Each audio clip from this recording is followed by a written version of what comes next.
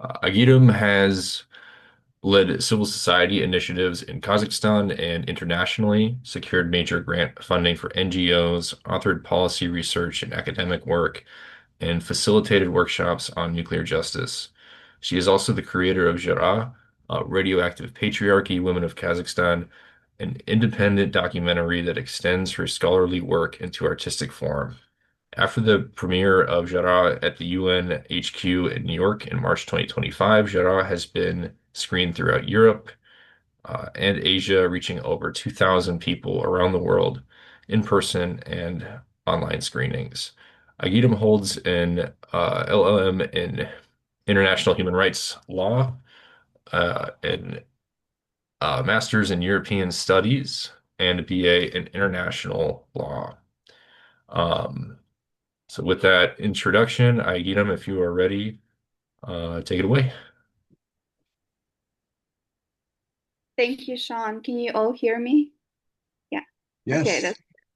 thank you so much. And thank you for having me as well. And in a very little bit, we're gonna watch the part of the film. And for the group that here today, you will have a full link for the film that I will send once I finish. Um, so as Sean said, I am from Kazakhstan. I was born in the east part of Kazakhstan, in the northern east part, 100 kilometers from where the Soviet leadership detonated over 400 nuclear weapons as their testing program.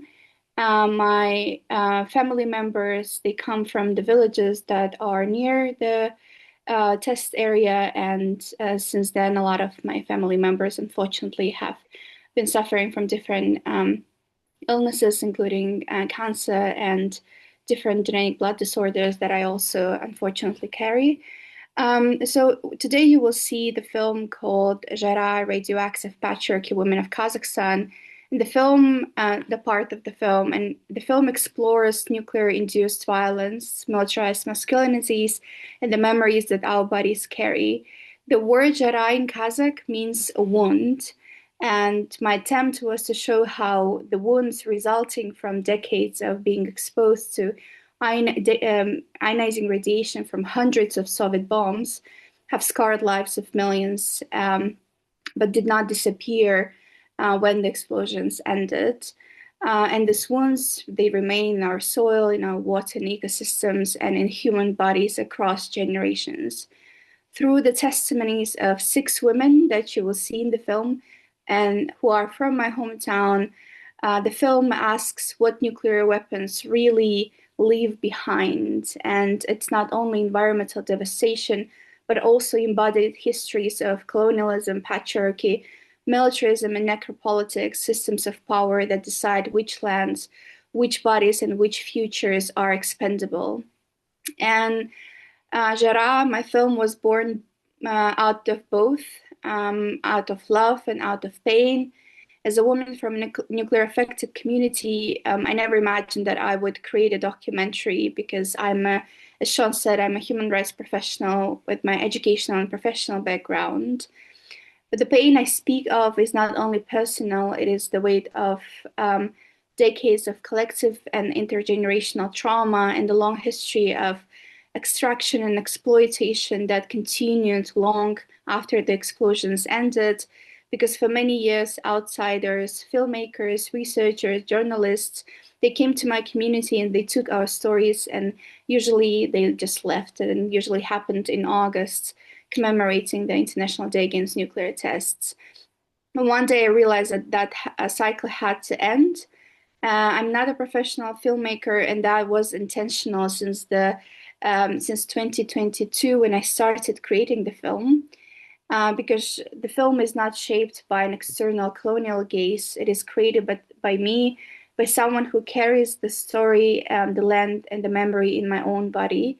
Everything that you will see in the part of the film that you will watch, the editing, the footage, the subtitles, even the music that you will hear, it is my own work, although not very professional. And by refusing involvement of outsiders, I attempted to reclaim agency and to avoid the familiar pattern of victimization imposed upon my community. And this was not only a film, but a refusal and a quiet act of resistance against speaking, against the long history of speaking about us instead of with us.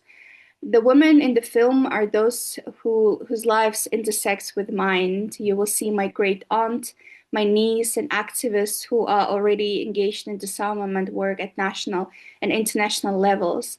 I intentionally did not interview women who have children with disabilities because I did not want to allow this project to re-traumatize them or to turn their pain into spectacle.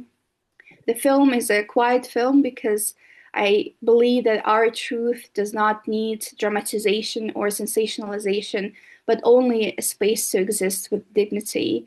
And if the film was born of pain, it is equally born of love, and the love for my home, for my community, for the women who trusted me with their truth. And over the 2.5 years of creating this film, I discovered love that is impossible to put into words. The film is one outcome, but the process itself was transformative for me. It was a journey of healing, of remembering, of reconnecting, and of choosing love over silence. As I said in the beginning, my mother has a blood disorder that caused an autoimmune condition which was passed on to me. And at the age of 3, I nearly died from complications affecting my cardiovascular system. And I still live with the consequences every day, but I chose the nuclear justice and disarmament path 5 years ago. And the visibility I choose in my work every day makes me vulnerable, but in my vulnerability, I find strength, and in my strength, I find resilience. And in that resilience, I find solidarity with nuclear frontline communities around the world. And that's what I've been doing when I also met Sean in South Korea and Seoul. And the lastly, I just wanted to say that I dedicate my film to my grandmother. When you will watch the full film, when I will send the link to the full version of the film, you will see that I dedicate it to my grandmother in the very end. My grandmother lost my grandfather from lung cancer in 1963. The time until when the Soviet Union tested atmospheric conducted atmospheric tests. And my grandfather was exposed to high levels of ionizing radiation because he worked at the railway station near the test site. And my grandmother, she, despite losing 6 out of her children, after 12 of her children, and my grandfather, she still, I think, did a great job with all of us. And unfortunately, she got blind before I was born. So I dedicate this film to her and all the women in my family. I think that we can start the screening now. I will be happy to answer the question. So we will watch 15 minutes of the film. But as I said before, I will send the link for the full film, which is 31 minutes. So you will have 16 minutes to finish when you're at home or tomorrow over the weekend as well. But after the 15 minutes, I'll be happy to answer any question that you will have. And thank you again for having me. Um, yeah, All right. Thank you. much. Sorry, I forgot to hit the button again. Um, Joanne.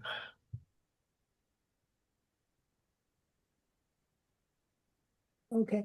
Yes, I was I think we both were at the United Nations because I did see the film at the UN. So I have two questions.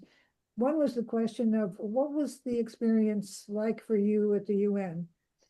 And the second question is when you visited Semipalatinsk and you were walking on the field, you were dressed in a white outfit. Does that mean the Mhm, radiation is still so available that you have to completely protect yourself?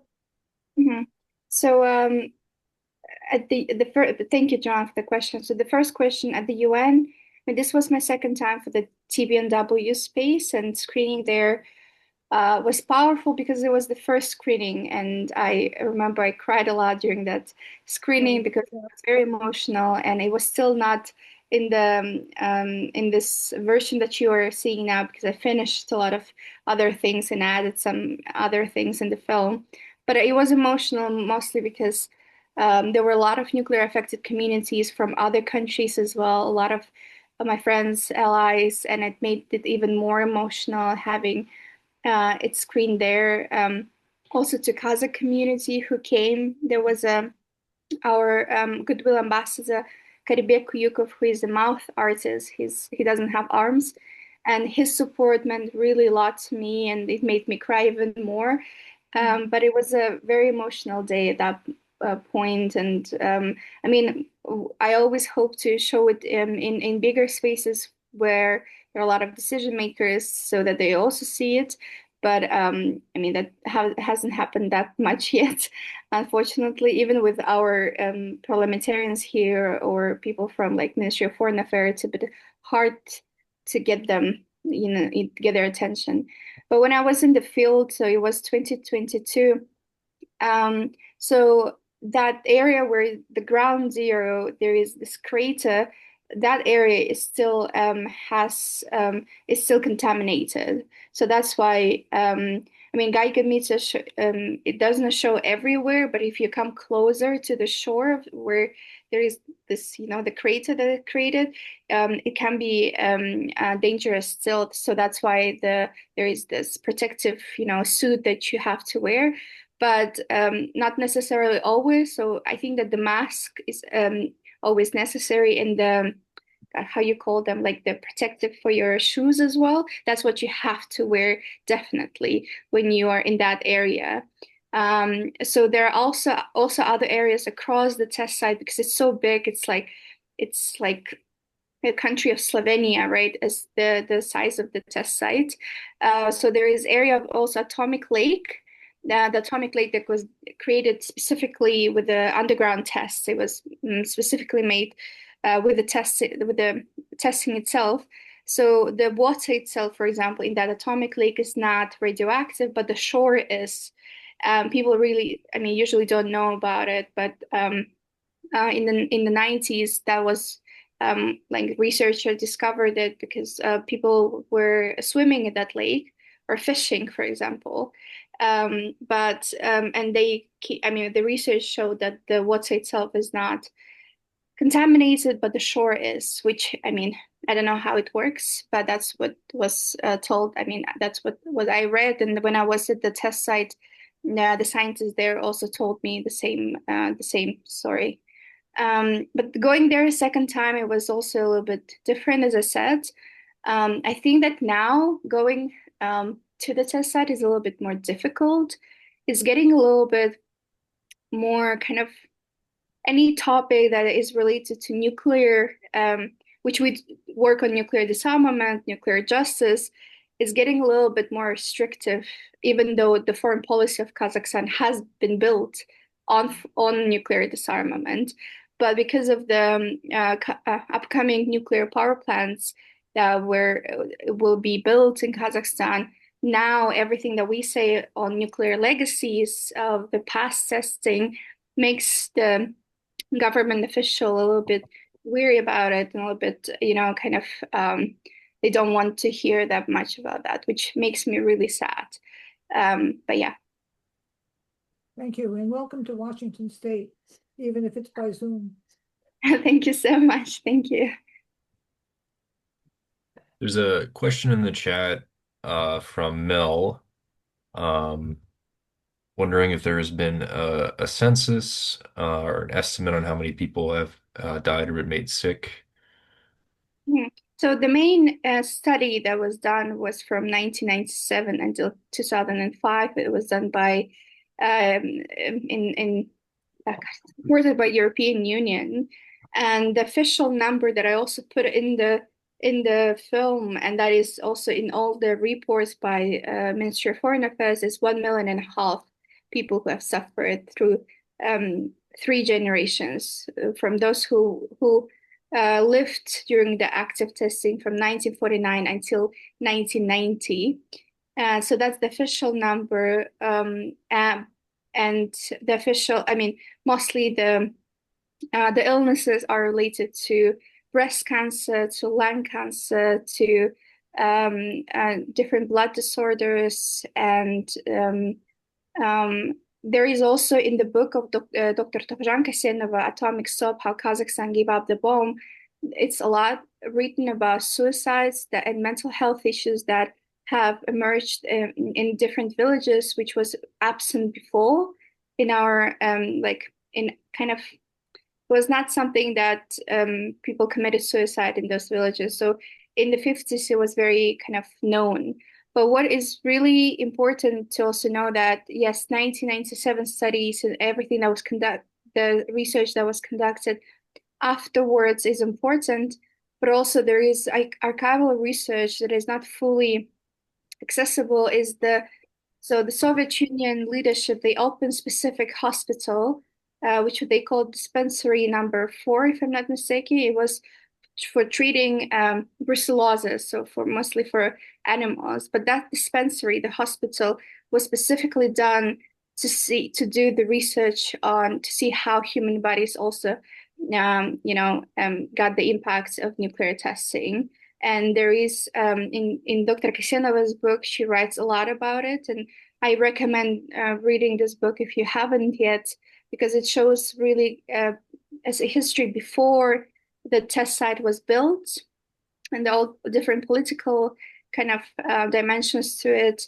Then the whole time during the testing, then the movement that was created, and I'm sure a lot of you know on the Novartis in Pilates movement, and then afterwards when the test site was closed, and how the US, the UK, European Union, Russia as well were helping to close the site and to dismantle all of the system and to test the last remaining weapon as well. So yeah, it's a really great book and kind of shows why also Kazakhstan gave up the bomb as well, because we inherited the arsenal from the Soviet Union as well.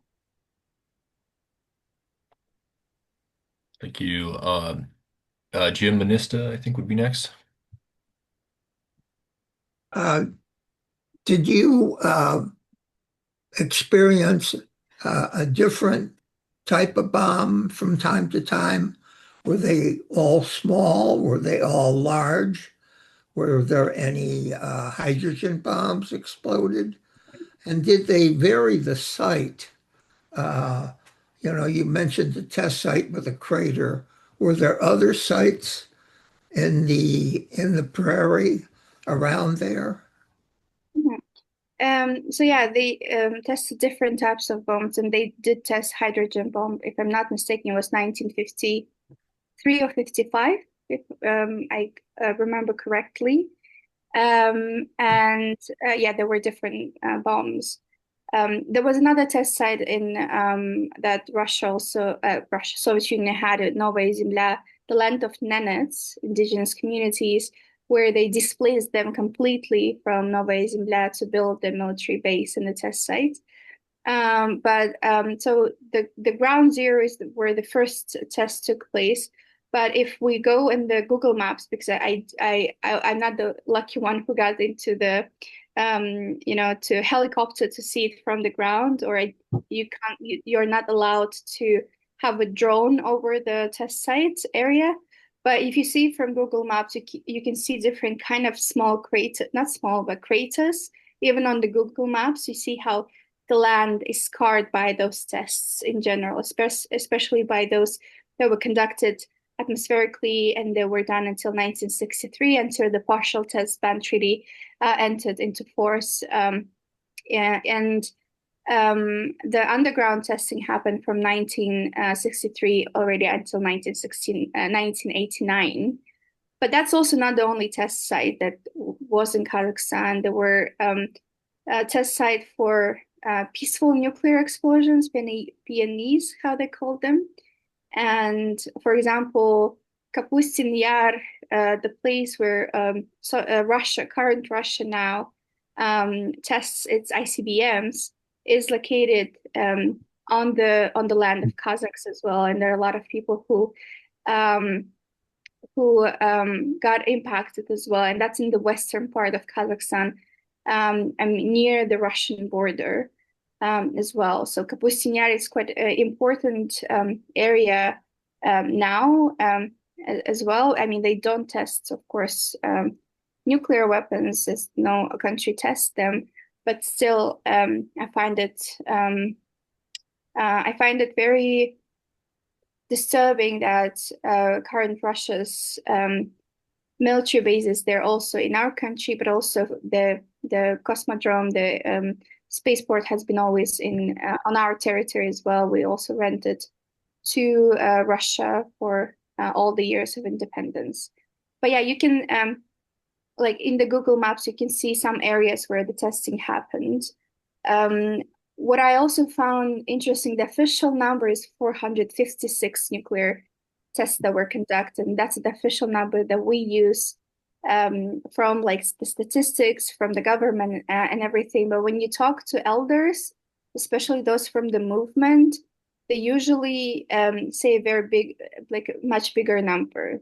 They say that there were around 700 to 800, but they also include other test sites for peaceful nuclear explosions as well, which also I think that include the western part, the southern part of Kazakhstan, and they include also Sakha, which is Yakutia, which is North Russia. It's Asian part of Russia, the current Russia, where also Soviet Union had the test site for peaceful nuclear explosions.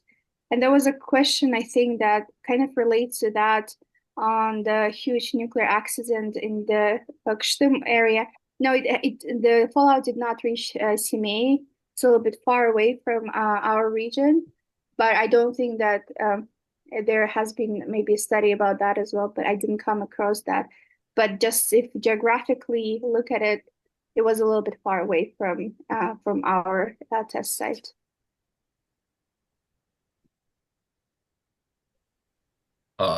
We'll go to Moji and then Robin.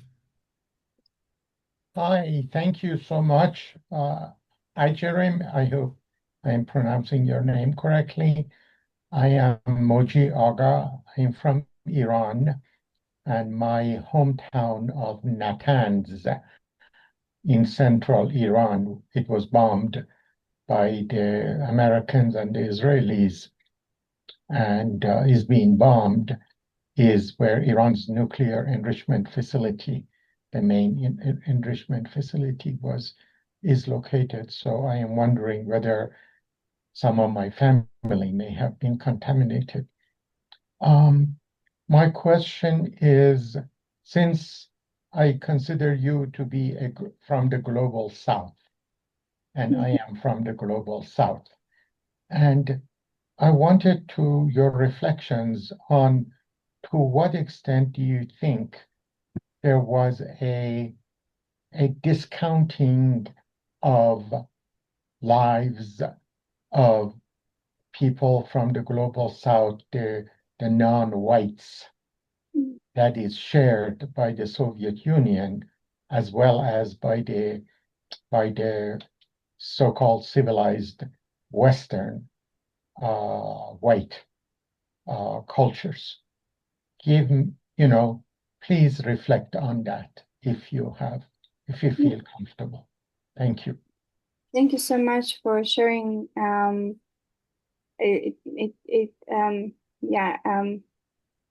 think that in my work in general, and Sean knows about it, I quite a lot talk about nuclear colonialism in general from nuclear empires, that they treated the bodies of non-white people as expendable. And that's why I also said about Novaya Zemlya, which was a place which was a land of Nenets, and how the Soviet Union displaced the community entirely. And this is the same that happened to Marshallese community on the Bikini Atoll, displacing the communities as well. When it comes to the Soviet Union, when I talk about reparations and that Russia inheriting the seat at the Security Council and, giving us assurance that they will not invade any of the countries of Budapest Memorandum, I think that here it's very interesting to kind of see that in its fight against Western imperialism, the Soviet Union used the same tactics as any other empire in general, and as well as Western empires. The same of extractivism, of exploitation of non-white bodies, and how I mean the word testing. I don't like using the word testing because this testing means an experiment on the land, on the bodies, on on the animals and ecosystems in general. That's why this hospital was created in our region, so to see how exactly those bodies were treated, right? I mean, how they got impacted. But in Kazakh language, we never say. I mean, our elders, they don't use the word testing. They use the different word when they talk in Kazakh language. They use word explosion because for them, especially for the grandma in the film, she never uses the word in Kazakh that I know of testing. She always says explosion, explosion. And then because for her, she lived there her whole life. For her, it was something that was really loud. And even when she talks about peace, she doesn't use the word peace in an official Kazakh language. She actually uses the word that resembles as absence of loudness, so that there is quietness and tranquility. And I find it very interesting when I talk to our elders. But I think that here I mean, China did the same. They tested their weapons on in East Turkestan, which mostly known as Xinjiang area, where Uyghurs and Kazakhs live. And the other empires did the same with France in Algeria and Mahinoy, with the UK in Kiribati and in like Australia, and we just can see the resemblance how the empires did not want to. I mean, they didn't test anywhere near the metropolitan areas. And when it comes to Kazakhstan, at that time, not only Kazakhs lived, of course, on the territory of near the test site. So that's actually because when during Soviet Union, Kazakhstan was also used as the place for settler colonialists to come. So there were a lot of Russians, but there were also a lot of Ukrainians, a lot of Germans. So that if we think about the time, right, it was 1949. So a lot of Germans from east part of Germany, some of them were sent to Kazakhstan. There are a lot of Tatars, a lot of Koreans who were also displaced from some parts of that part of Russia. A lot of them were also in Kazakhstan. So that was kind of a lot of Chechens. So that's part of also now currently Chechnya, right, Russia. So it was kind of Kazakhstan was the place where a lot of people were sent in general to live. So in the area adjacent to the test site, there are a lot of Tatars. So currently Tatarstan in Russia, which is also indigenous community, but also a lot of German villages were built there as well. I mean, Germans who were relocated to my home region, they built their own villages there. So we can't say that it was particularly on non-white bodies, but it was definitely on those people who were considered as their lives are not worthy, right? That those people who can do that. So that's where this more of like the system of necropolitics come to place, where we will not do it. I mean, Russia is one of the biggest countries in the world in general, and that's very interesting that it's not there. It wasn't there, yeah. But I think that we can answer questions more. But thank you so much for Maji for your question. Yeah, we've got one more. Robin. Hi, Aigerim. Thank you so much for presenting your work. I would love to learn more. I'm Marshallese, and I'm particularly interested in your. At the very beginning of your talk, you were talking more about the necropolitics and epistemicide, and I wonder if you've written anything that I could read about that. I'm thinking about Marshallese in terms of the theory of biopower, Agamben's biopower, and it just seems like it would be such interesting comparison. Mhm. I have not written in English yet. I wrote one kind of an article, but it's in I wrote it in English, but it was published in German. So Mm. I actually don't know where it is now. But I co-wrote a chapter for one book that will come out at the end of this year that kind of talks about it, but not in details.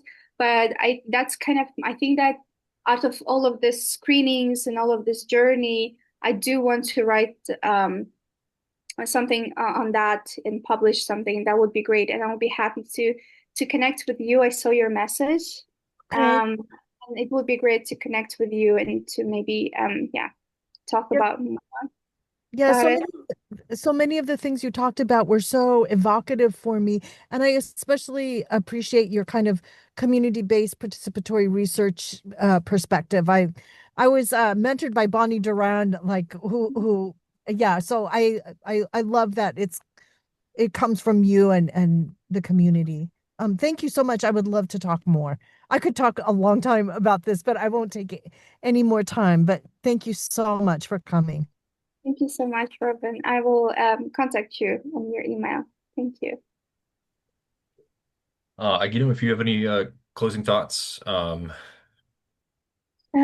Yeah, I think that I just wanted to say that I'm very grateful for this space and to connect with all of you. And thank you so much for your questions and for your, kind of it made my day. Actually, it's 7 a.m. now. So I started the day at 6 a.m. with all of you. So, going on Zoom at 6 a.m. is not usually in my calendar, but I made an exception because I did really wanted to be able to present the film to all of you to connect more um, and to maybe kind of um, yeah, to kind of more to collaborate in the future as well. So I think that that's something that is born usually out of all of these meetings.